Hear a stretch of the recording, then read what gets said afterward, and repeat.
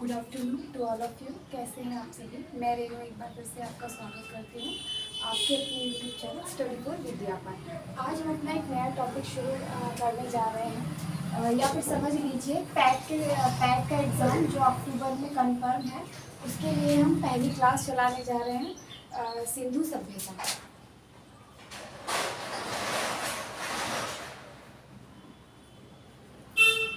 बहुत ही इम्पॉर्टेंट है और पैट में ही नहीं, इस वाले टॉपिक में हर परीक्षा में, चाहे पीसीएस हो चाहे कोई भी वनडे एग्ज़ाम हो, हर परीक्षा में 1 से 2 प्रश्न बन ही जाते हैं। और आज हम इसको इतना डीपली समझेंगे और इतनी मतलब डीपली भी और आसानी से समझेंगे ताकि कभी भी अगर हम इस टॉपिक से प्रश्न करते हैं तो हमारे जो भी प्रश्न परीक्षा में आते हैं वो सारे प्रश्न हमारे यहाँ पर जो है हो जाए और किसी भी प्रश्न में आपको दिक्कत ना आए। हम यहाँ पे वही चीज़ डिस्कस करेंगे जो परीक्षा में आती है।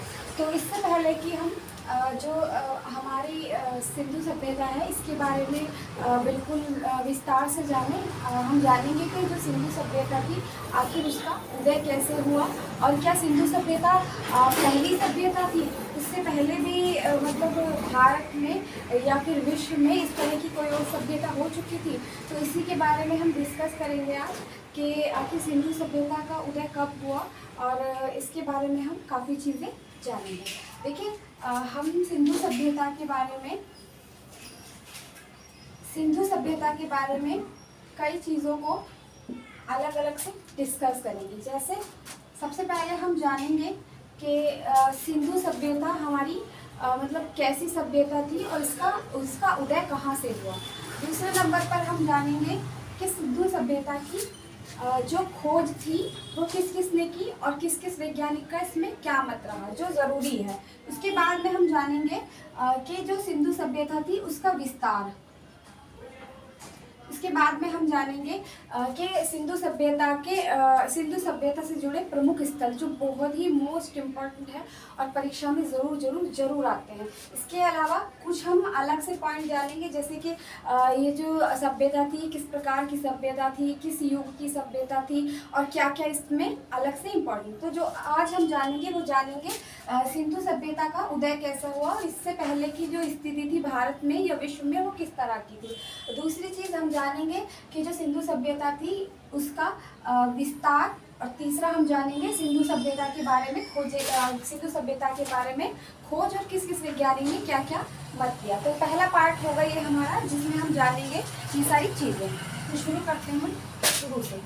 देखिए, जो सिंधु सभ्यता थी बहुत ही इजी वे में हम जानेंगे कि सिंधु सभ्यता क्या है और इसके क्या मायने हैं। देखिए, जो सिंधु सभ्यता थी ये इसको कहा जाता है कि ये जो सभ्यता थी ये पहली व्यवस्थित सभ्यता थी, नगरीय सभ्यता थी।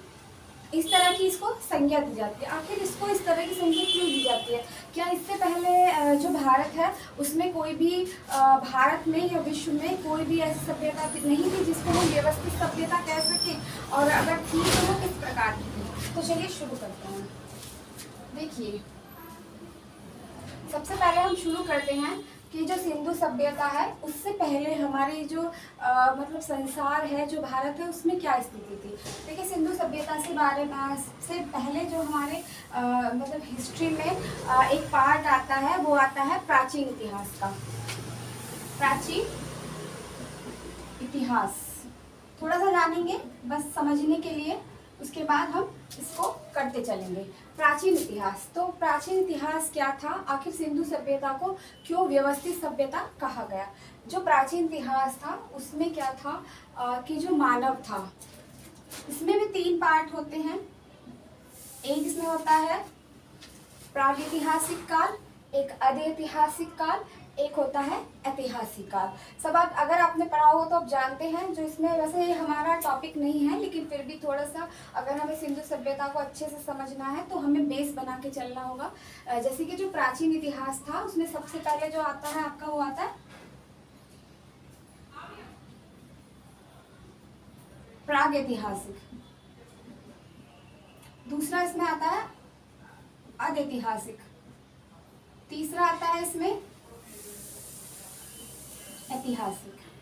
जो प्रागैतिहासिक काल था, आप सभी जानते हैं कि इसको प्रागैतिहासिक काल क्यों कहा गया। देखिए ये जो ऐतिहासिक काल था क्योंकि जो भी हमारे मतलब पहले के समय को जानने का जो भी स्रोत है, ज़्यादातर हम उसको किसको मानते हैं, लिपियों को मानते हैं या किसी शिलालेख को मानते हैं या किसी औजार को मानते हैं। इसी तरह की चीज़ों से जो है हम आने वाले समय का या फिर पुराने समय का जो है अंदाज़ा लगा, आने वाले समय का नहीं सॉरी, पुराने समय का हम अंदाज़ा लगा सकते थे कि आखिर ये चीज़ कितनी पुरानी होगी।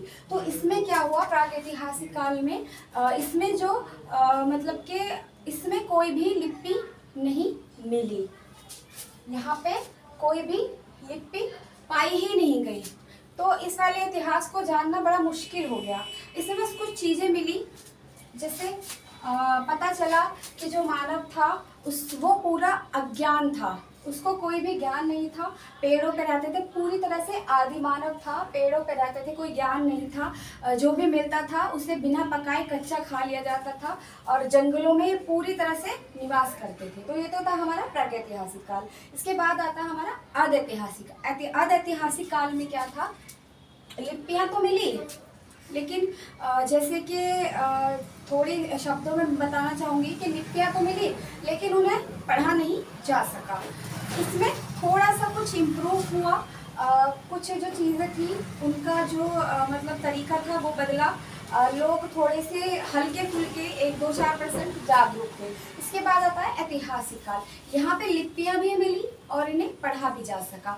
यहाँ पे कई सारी चीज़ों का, इसमें नवपाषाण काल, मध्य पाषाण काल, इस तरह की जो काल आते हैं वो हमारे ऐतिहासिक काल के अंदर ही आते हैं और उसी में नवपाषाण काल, मध्य पाषाण काल और आगे के जितने भी काल थे उनका हमें जानकारी हुआ। तो कह सकते हैं कि ये वाला जो इतिहास था इसमें इम्प्रूव तो हुआ लेकिन उस स्तर तक नहीं हो सका कि इसे हम जो है कह सके कि ये कोई व्यवस्थित समाज था या फिर ये कोई सभ्यता थी। इस तरह से हम इसको ये नहीं कह सकते। लेकिन जब हमारी सिंधु सभ्यता शुरू होती है तो वहाँ पे हमने बहुत सारी ऐसी चीज़ों को जाना और देखा कि जिससे हम पूरी तरह से सभ्यता को क्या कह सकते थे, सिंधु सभ्यता, मतलब कि इसीलिए वो क्या कहलाई, सभ्यता कहलाई, क्योंकि वहाँ पे इतनी सारी चीज़ों की व्यवस्था हुई, चीज़ें व्यवस्थित हुई, इतनी सारी चीज़ों का जो है आविष्कार हुआ, घर बनाए गए, पक्के घर भी बने, एक मंजिल घर भी बना, वो हम बातें बाद में करेंगे। पहले थोड़ा सा बस सभ्यता के आखिर इसे सभ्यता क्यों कहा गया, इसलिए हम जानने की कोशिश करते हैं कि मतलब सभ्यता का मतलब क्या था। सभ्यता का मतलब था एक व्यवस्थित समाज। जब समाज को व्यवस्था मिली और घर बनाए गए, कच्चे मकान बनाए गए, पक्के मकान बनाए गए, एक मंजिला इमारत, 2 मंजिला इमारत, मकान के अंदर शौचालयों की व्यवस्था की गई, नालियाँ बनाई गई, नालियाँ बड़े अच्छी तरीके से ढंग से बनाई गई और बहुत सारी चीज़ों का जो था महिलाओं को और पुरुषों को एक मतलब इक्वल जो था अधिकार भी मिला यहाँ पे, तो इसलिए इसको सभ्यता कहा गया। अब इसमें 2 चीजें थी, सिंधु सभ्यता। तो सभ्यता तो हमने जान लिया कि आखिर इसको सभ्यता क्यों कहा गया। अब हम आते हैं सिंधु पे। जो सिंधु सभ्यता थी उसको सिंधु सभ्यता तो हमने इसलिए कहा गया क्योंकि वो एक व्यवस्थित सभ्यता थी और एक नगरीय सभ्यता थी। नगरीय सभ्यता क्यों थी, क्योंकि नगरों की तरह वहाँ पे शौचालयों का निर्माण किया गया, लाइटों का, जैसे कि आकाशदीप जो होते हैं, खंभे बनाए गए, खंभों पे जो है लाइटें लगाई गई। लाइटें उस तक बिजली वाली लाइटें नहीं, जैसे लालटेन होती है या फिर मोमबत्ती भी यहाँ पे पाई गई। तो इस तरह से जो है घरों में कुओं का निर्माण किया गया। इस तरह से यहाँ पे एक जो सभ्यता थी वो व्यवस्थित सभ्यता थी, तो इसीलिए यहाँ इसको क्या कहा गया, सभ्यता कहा गया। अब आती है बात कि आखिर इसको सिंधु क्यों कहा गया। देखिए जो सिंधु सभ्यता थी वो पूरी तरह से सिंधु नदी और उसकी सहायक नदियों के बीच में फैली थी। मतलब सिंधु सभ्यता के आसपास और इसकी जो जितनी भी इसकी सहायक नदियां थी उनके बीच में फैली हुई थी, तो इसीलिए इसको क्या कहा गया, सिंधु सभ्यता कहा गया। नगरीय सभ्यता इसको क्यों कहा गया, मैंने आपको बताया था, नगर जैसी यहाँ पर सारी व्यवस्था की गई, इसीलिए यहाँ पर हम वो चीज़ें हम बाद में काफ़ी अच्छी तरह से डिस्कस करेंगे कि आखिर इसको जो नगरीय सभ्यता है वो क्यों कहा गया। तो दूसरी चीज़ आती है कि क्या सिंधु सभ्यता जो विश्व की थी वो पहली सभ्यता थी। कहा जाता है सिंधु सभ्यता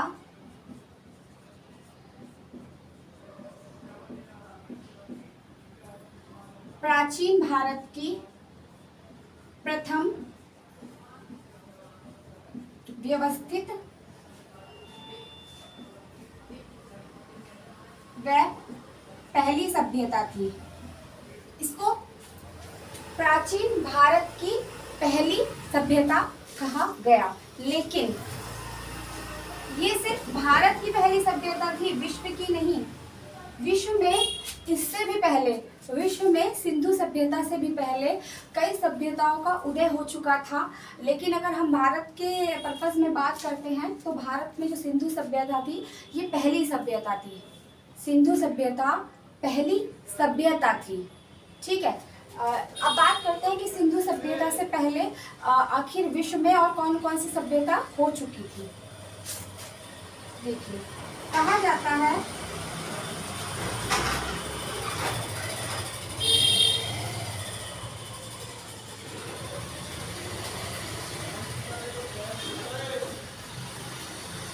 सबसे पहले जो आती है मेसोपोटामिया की सभ्यता। मेसोपोटामिया की सभ्यता जो कि 4000 वर्ष ईसा पूर्व।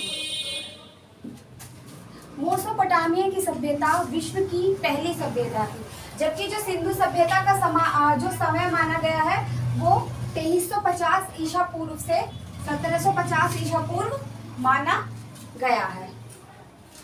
2350 ईसा पूर्व से 1750 ईसा पूर्व माना गया। आप सभी जानते हैं कि जो ईसा पूर्व वाला समय है उसको हम उल्टा गिनते हैं, मतलब कि जितना भी हमारा कम समय होगा वो ज़्यादा माना जाएगा और जितना भी ज़्यादा समय होगा वो हमारा कम समय माना जाएगा।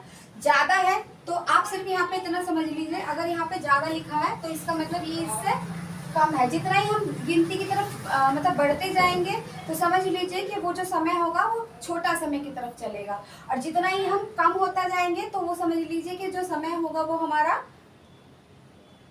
कम होता जाएगा। तो जो 4000 पहले ये काफी मतलब जो काफी पुराना समय है, इससे 2300 ईसा पूर्व से। तो जो मेसोपोटामिया की सभ्यता थी वो 4000 वर्ष ईसा पूर्व शुरू हो चुकी थी, और ये जो सभ्यता थी ये कहाँ की थी, ईरान, इराक देशों में फैली थी ये सभ्यता। कौन सी नदियों के किनारे पनपी थी ये वाली सभ्यता, दजला, फरात नदियों के किनारे। अभी हम बात करेंगे कि आखिर जितनी भी सभ्यताएं थी ये क्यों नदियों के किनारे ही क्यों पनपी थी। दूसरी है इसमें हमारी मिस्र की सभ्यता, जो कितनी है 3100 ईसा पूर्व, जो कितनी है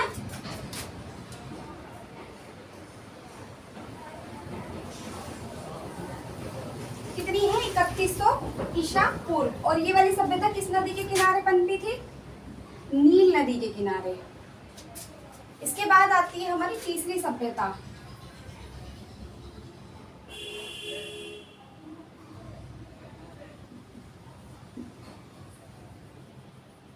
चीन की सभ्यता, जो कितनी पुरानी है 1700 ईसा पूर्व, लेकिन इससे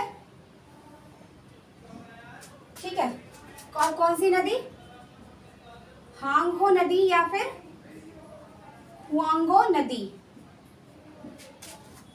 तो पहली थी सबसे अगर आपसे प्रश्न पूछा जाता है, आ जाता है वाला प्रश्न भी जो पूछता है वो कि विश्व की सबसे पुरानी सभ्यता कौन सी थी, तो आपको टिक क्या करना है, मेसोपोटामिया की सभ्यता, जो कितनी पुरानी थी, 4000 ईसा पूर्व पुरानी थी। दूसरा आता है जो कौन सी नदियों के किनारे पनपी थी, ईरान और इराक की सभ्यता थी, दजला फरात नदियों के किनारे पनपी थी। दूसरी सभ्यता थी इसमें मिस्र की सभ्यता, जो नील नदी के किनारे पनपी थी और 3100 वर्ष पुरानी थी। इसके बाद है चीन की सभ्यता। चीन की सभ्यता 1700 ईसा पूर्व पुरानी थी और हुआंगहो और हुआंगो नदी के किनारे पनपी थी। अब बात आती है कि आखिर ये जो सभ्यताएं थी ये नदियों के किनारे ही क्यों पनपती थी। देखिए, जो नदियों के किनारे का जो क्षेत्र था वो काफ़ी उपजाऊ था और इन लोगों को क्या था कि इन लोगों को वहाँ पर जो मतलब जल की सुविधा बड़ी आसानी से हो जाती थी और नदियों में इन लोगों को परिवहन के साधन बड़ी आसानी से मिल जाते थे। देखिए, कोई भी सभ्यता होती है वो जब भी पनप सकती है जबकि वहाँ पे अच्छे से व्यापार होता हो, वहाँ पे खेती अच्छी होती हो, तो इस तरह की सुविधा वहाँ पर होनी चाहिए।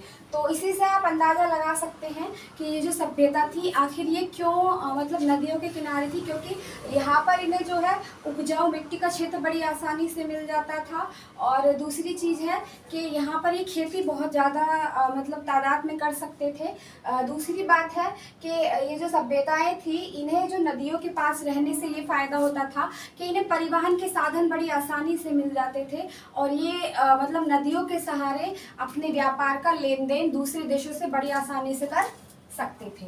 तो ये तो थी हमारी थोड़ी सी जो व्यू था, मैंने आपको पहले बताया था कि आखिर सिंधु सभ्यता से पहले का समाज क्या था और सिंधु सभ्यता को सिंधु सभ्यता क्यों कहा गया। अब हम अपना मेन टॉपिक पे आते हैं, जो हमारा आज का मेन टॉपिक है।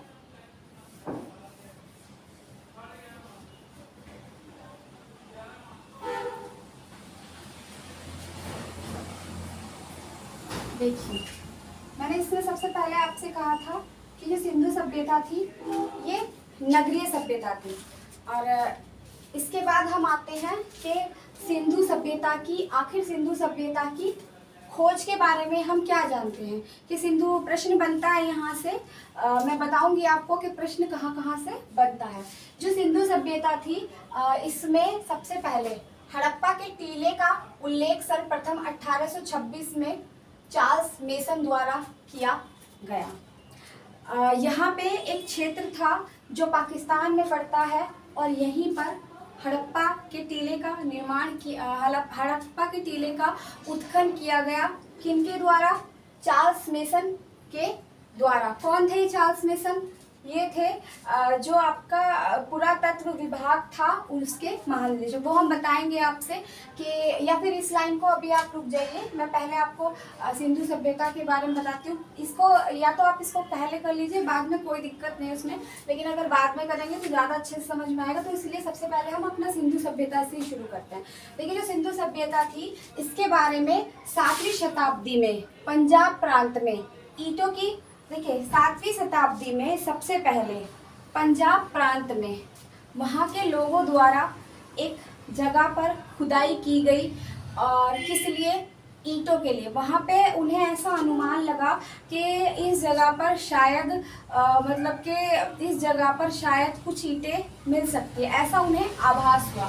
तो उन्होंने क्या किया, वहाँ की जो मिट्टी थी उसकी खुदाई शुरू की तो उन्होंने पाया कि वहाँ पे कुछ मात्रा में जो ईंटें थी वो पाई गई। अब उन्होंने सोचा कि आखिर ये ईंटें यहाँ पर, उन्होंने खुदाई तो कर ली, उन्हें आभास भी था पहले से, लेकिन उन्होंने फिर भी सोचा कि जो ये मतलब मिट्टी है इसके नीचे ईंटें कहाँ से आई। तो जैसा कि आप सभी जानते हैं कि जो भारत है वो शुरू से ही एक धार्मिक प्रवृत्ति का देश रहा है। यूं ही भारत में इतने सारे धार्मिक स्थल और यहाँ के लोगों की आस्था इतनी बड़ी नहीं कही जाती है। यहाँ के लोग शुरू से ही मतलब कि जब से समाज शुरू हुआ है तभी से इस तरह के लोग यहाँ पे पाए गए जो इन चीज़ों पे मतलब जो विश्वास था वो करते चले आ रहे थे।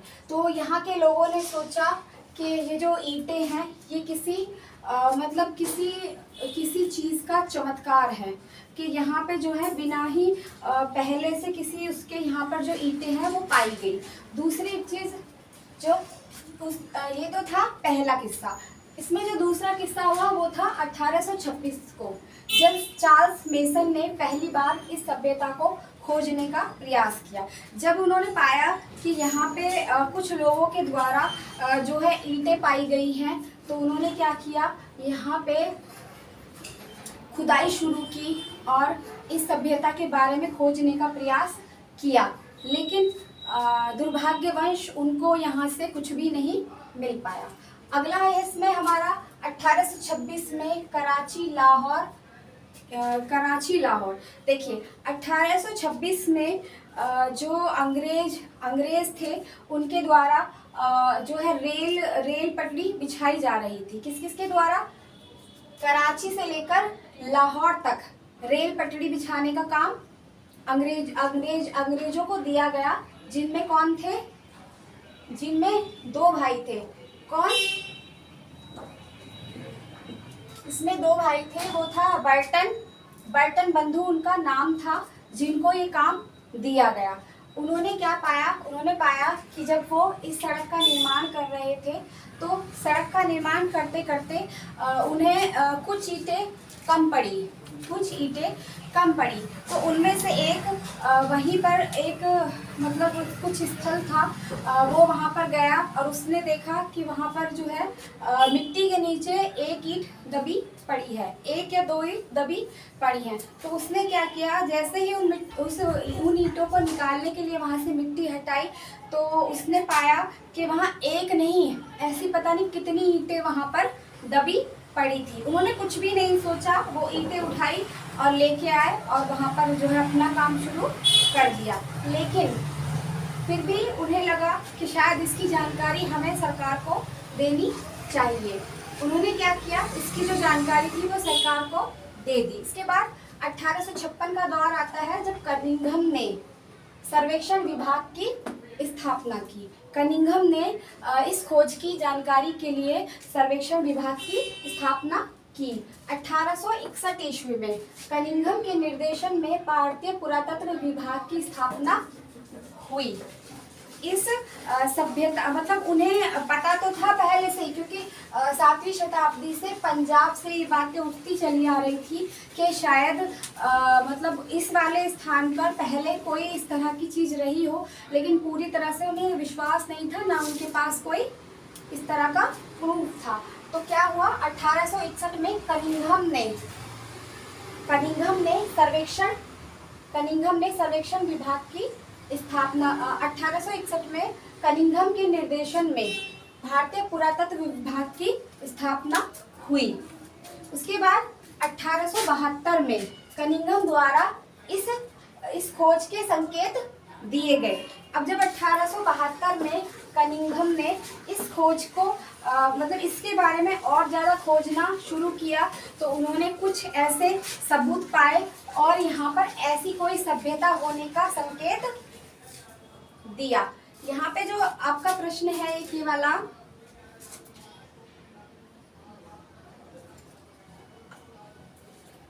के यहाँ पे ये वाला प्रश्न और ये वाला प्रश्न कि 1826 में चार्ल्स मेसन ने पहली बार इस सभ्यता को खोजा था, ये प्रश्न आता है। इसके बाद है 1826 में कराची में कब सड़क का निर्माण हो रहा था, तो आपको आंसर टिक करना है 1856।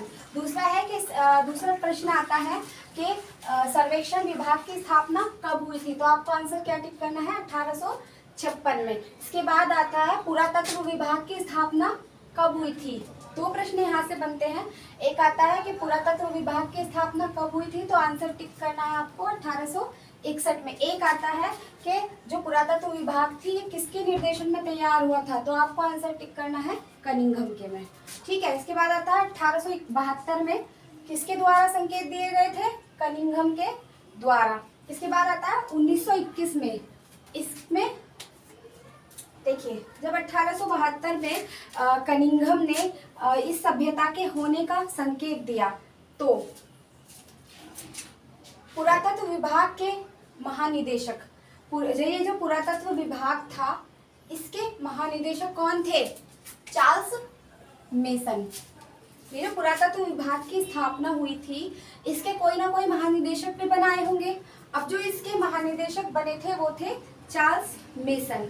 1921 में चार्ल्स मेसन के नेतृत्व में दयाराम साहनी, एक इंडियन, दयाराम साहनी जो कि एक इंडियन थे, इस सभ्यता को खोजने में उन्होंने क्या किया? सफलता हासिल की और पूरी तरह से वहाँ से खोज के रख दिया कि यहाँ पर एक समय पहले कह सकते हैं कि 2356 और 1750 ईसा पूर्व पहले यहाँ पर एक सभ्यता थी जिसका जो नाम है वो तो अलग अलग लोगों ने दिया, लेकिन इन्होंने पूरी तरह से ये खोज के रख दिया कि यहाँ पर मतलब कि इतने समय पहले एक पूरी नगरीय सभ्यता हुई जिसके वहाँ से जो पाकिस्तान का सिंध प्रांत था वहाँ से बहुत सारे अवशेष भी प्राप्त हुए।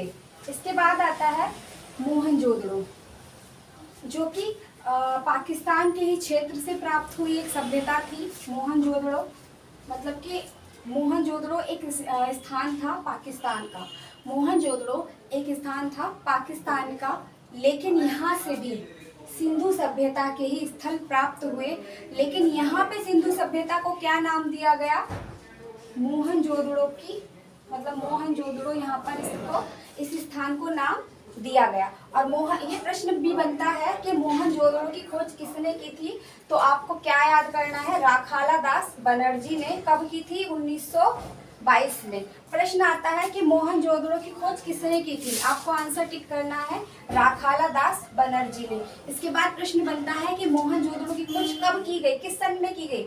आंसर टिक करना है 1922 में। एक प्रश्न आता है कि सिंधु सभ्यता की खोज का पूरी तरह से श्रेय किसको जाता है? तो ये जाता है दयाराम साहनी को। और कब की थी? 1921 में। किसके नेतृत्व में की थी? जॉन मार्शल के नेतृत्व में की थी।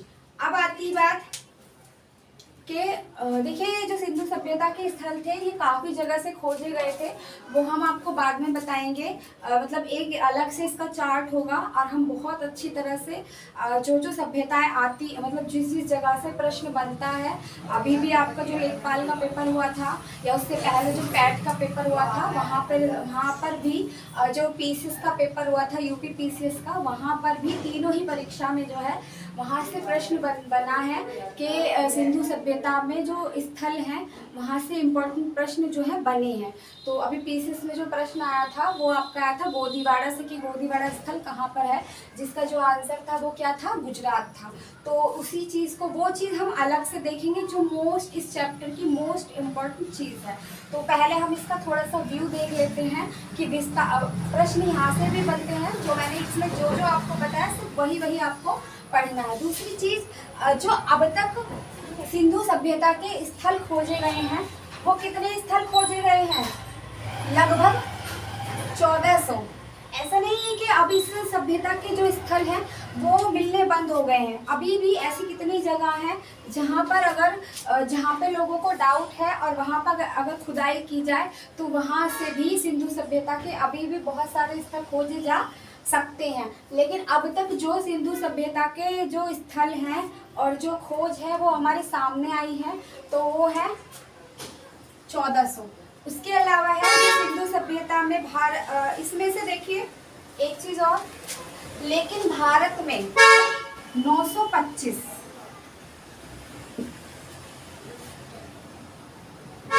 भारत में केवल 925 ऐसे केंद्र हैं जहाँ से सिंधु सभ्यता के जो स्थल हैं या चीज़ें हैं वो खोजी गई हैं। बाकी जो बाकी बची हैं वो कहाँ पर चली गई? वो पाकिस्तान में चली गई। तो पाकिस्तान हर चीज़ हमारी बांट देता है और कोशिश करते हैं हम, लेकिन जो पाकिस्तान है वो क्या करता है, इसमें मजबूरी भी थी क्योंकि जो क्षेत्र था, दो क्षेत्र थे जो काफ़ी इम्पोर्टेंट है। एक तो मोहनजोदड़ो और एक हड़प्पा। जो कि बहुत ही इम्पोर्टेंट क्षेत्र थे और यहाँ से बहुत सारी जो चीज़ें थी वो मिली थी। लेकिन दुर्भाग्यवश भारत और पाकिस्तान का बंटवारा होने के बाद ये दोनों क्षेत्र जो थे पाकिस्तान में चले गए, पाकिस्तान के क्षेत्र में आ गए। तो इसके बाद है जो पाकिस्तान जो सबसे प्राचीन खोजा गया स्थल था वो 2014 में खोजा गया था। ये कहा जाता है कि अब तक का सबसे प्राचीन स्थल है जो सिंधु सभ्यता का खोजा गया, कौन सा था? भिरडाणा।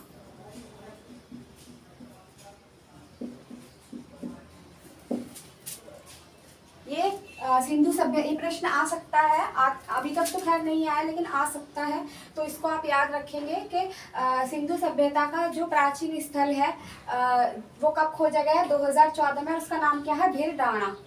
ठीक है, ये वाला प्रश्न आपको याद रखना।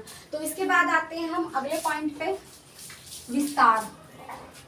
सिंधु सभ्यता का विस्तार। देखिए, प्रारंभ में मिले साक्ष्यों के अनुसार, जो सबसे शुरू में साक्ष्य मिले थे, तो हमें लगा था कि जो जिन साक्ष्यों के आधार पर हमने ये निर्धारित किया था कि जो सिंधु सभ्यता थी वो कहाँ मतलब इसका विस्तार कहाँ से कहाँ तक था। तो प्रारंभ में जो इसका विस्तार था उसमें जो इसके साक्ष्य मिले थे वो सिर्फ पाकिस्तान वाला, सिंध वाला क्षेत्र था। ठीक है, और इधर आपका कुछ क्षेत्र इधर की तरफ था।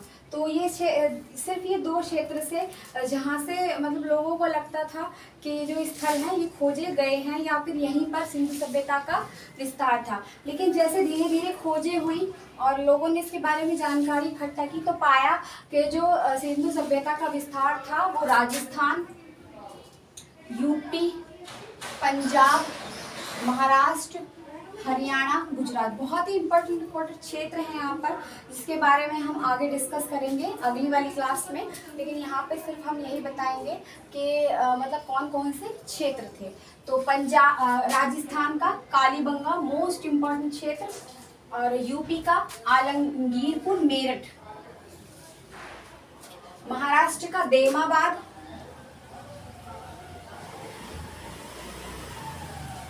हरियाणा का बनावली और राखीगढ़। देखिए, जो राखीगढ़ था, राखीगढ़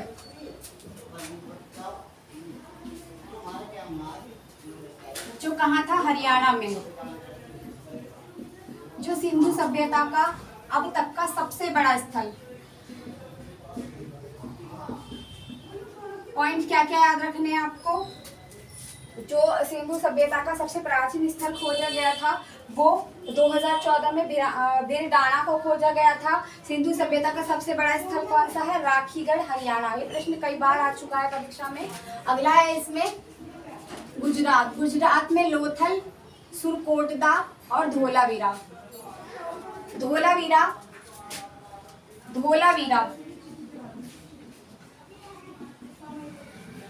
2021 में यूनेस्को की विश्व धरोहर में शामिल कर लिया गया, जो कहाँ पे पड़ता है? गुजरात में। अब देखिए इसकी स्थिति के बारे में देखते हैं। देखिए ये जो उत्तर, पश्चिम, पूरब और दक्षिण की जो स्थिति है, जहाँ पर जो सिंधु सभ्यता के स्थल पाए गए थे, ये अपने आप में एक त्रिभुजाकार आकृति बनाते हैं, जैसा कि आप मैप में देख सकते हैं। तो जो सिंधु सभ्यता का सबसे उत्तरी स्थल है वो कौन सा है? जम्मू कश्मीर का मांडा।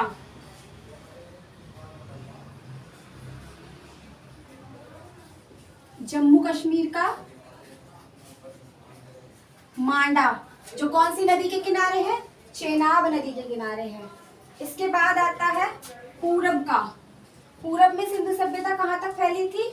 आलमगीरपुर, यूपी। कहाँ तक फैली थी?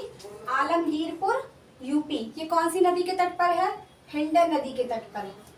दूसरा है देमाबाद, जो कहाँ का नगर है? ये है महाराष्ट्र का नगर। तो ये कहाँ? महाराष्ट्र में है देमाबाद, और कहाँ पर है? प्रवर नदी के तट पर। उसके बाद आता है जो आपका पश्चिम का तट है वो है सुर्त कागेडोर, बलूचिस्तान और पाकिस्तान में ये पड़ता है, जो अब हमारे पास नहीं है। कौन सा है? सुर्त कागेडोर, बलूचिस्तान, पाकिस्तान में पड़ता है। और कौन सी नदी के तट पर है?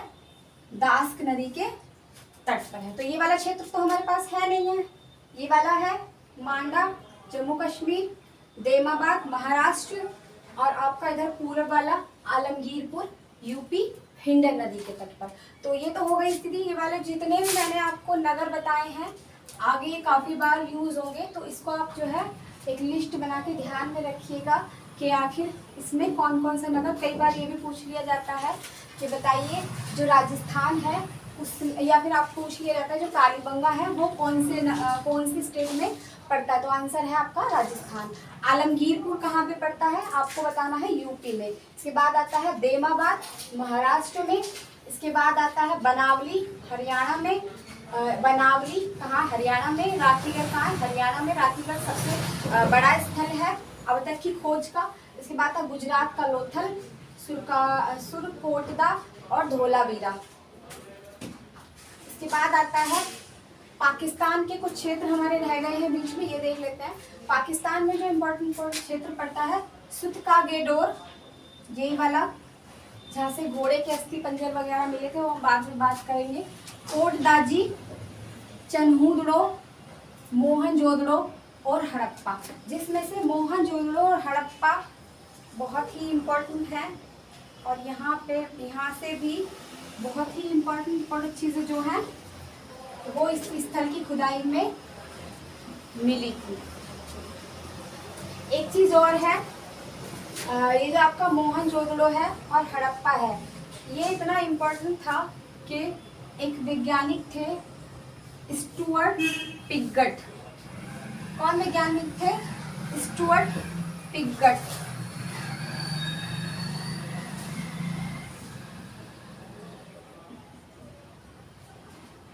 जिन्होंने इन दोनों ही नगरों को, कौन सा? मोहनजोदड़ो एवं हड़प्पा को एक विस्तृत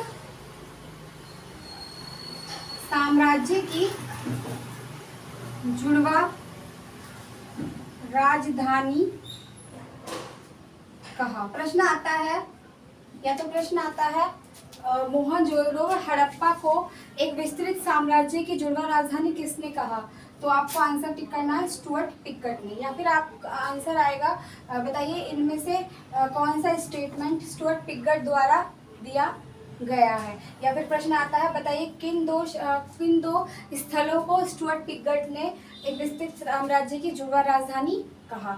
अब इसके बाद थोड़ा सा ये और देख लीजिए कि जो सिंधु सभ्यता है इसकी जो वैसे तो बहुत सारे लोगों ने इसकी अलग अलग तिथियां बताई हैं जिसके बारे में हम कल बात करेंगे, लेकिन इसकी जो सर्वमान्य तिथि है वो है 2350 ईसा पूर्व से 1750 ईसा पूर्व।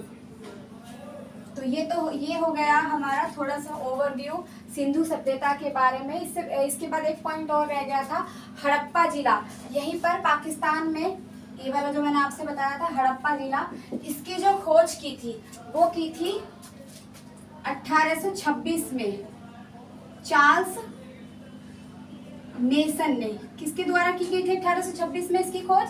चार्ल्स मेसन के द्वारा। जो कौन थे? पुरातत्व विभाग के महानिदेशक थे। पुरातत्व विभाग के महानिदेशक वही जिनके नेतृत्व में राखाला दास बनर्जी, वो दयाराम साहनी जी ने सिंधु सभ्यता की खोज की थी। जो मोहनजोदड़ो था इनकी खोज किसने की थी? राखाला दास बनर्जी ने 1922 में। अब हम कल जितने भी स्थल थे या फिर इसकी थोड़ी सी धार्मिक स्थिति, क्या धार्मिक स्थिति थी इसकी, वो हम जब स्थल बताएंगे उसके साथ साथ ही आपको बताते चलेंगे। और इसका जो अंत था वो कैसे हुआ और किस वैज्ञानिक ने इसको क्या संज्ञा दी और किसने इसकी जो थोड़े बहुत इम्पोर्टेंट है उन्होंने इसका जो काल माना है वो किसको माना है। थोड़ा बहुत 30 ये अब 25 मिनट का टॉपिक और बचा है, ये आधा लगभग ख़त्म हो चुका है, आधा टॉपिक और बचा है, जहाँ मैंने सिर्फ वही आपको यहाँ पे बताया है जो जहाँ से जो प्रश्न हैं वो बनते हैं। इतना ही आप कर लीजिएगा यहाँ तक, तो आपका जो पेपर में है पैट का पेपर हो या फिर कोई भी जो प्रश्न है वो यहाँ से आपके जो है फंस जाएंगे। तो ये था हमारा आज का टॉपिक। उम्मीद है आप सभी को पसंद आया होगा। मैंने यहाँ पे आपको हर वो चीज़ कराने की कोशिश की है जो आने वाले एग्ज़ाम में या अब तक जो है पेपर में देखने को मिली है। तो इसी के साथ आपसे विदा लेती हूँ। और एक चीज़ और कहना चाहूँगी कि जो आप चैनल है उसको सब्सक्राइब करें, शेयर करें और लाइक करें, और थोड़ा सा जो है कमेंट भी करें और बताएं आपको मेरी जो बनाई हुई क्लासें हैं वो कैसी लग रही हैं। अगर आप इसमें कुछ इम्प्रूव चाहते हैं तो किस तरह का इम्प्रूव चाहते हैं। तो अभी देखिए, जब तक आप नहीं बताएंगे मुझे कैसे पता चलेगा कि जो ये क्लासें हैं आपको वो किस मतलब लेवल तक आपको समझ में आ रही है, क्या चीज़ है जो उसमें आप इम्प्रूव चाहते हैं। तो ये तो थी आज की क्लास जो आपको अच्छे से नोट कर लेनी है, जैसे जैसे मैंने बताया है। जो मैंने ऑरली आपको बताया उस चाहे तो आप उसको भी थोड़ा रफली लिख सकते हैं। वैसे वहाँ से प्रश्न कम ही पूछे जाते हैं, लेकिन ये पूछ लिया जाता है कि जो सिंधु सभ्यता थी उससे पहले और कौन सी सभ्यता थी, या फिर इसको नगरीय सभ्यता क्यों कहा गया। उसके बारे में तो हम कल चर्चा करेंगे कि इसको नगरीय सभ्यता क्यों कहा गया और मतलब क्या क्या व्यवस्थाएँ थी नगरों और घरों के अंदर। और दूसरी चीज़ है कि बस इतना ही आप कर लीजिएगा। और इसी के साथ मैं आपसे विदा लेती हूँ। नमस्कार।